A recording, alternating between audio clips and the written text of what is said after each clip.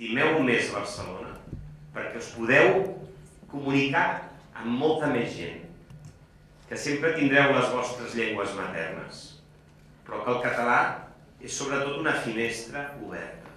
És una finestra que us obre a poder connectar, però no només comunicar-se, sinó connectar amb molta gent. Sabeu que aquest és un país bilingüe, és una ciutat donde hablamos dos lenguas. Però n'hi ha una que és la llengua materna de molta gent d'aquí.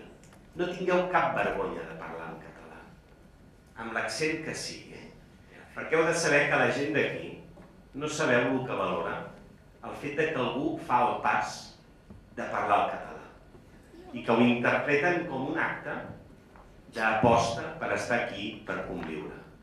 A partir d'això, després, català i castellà és molt fàcil comunicar-se. I per això us demano que aprengueu molt bé el català.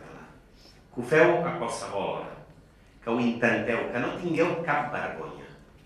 Que si algú diu, si alguna vegada alguien se burla, me lo dices a mí. ¿Vale? Me lo pides a mí, me lo dices a mí. Yo os vull donar la benvinguda a Barcelona. Os quiero dar la bienvenida a esta ciudad.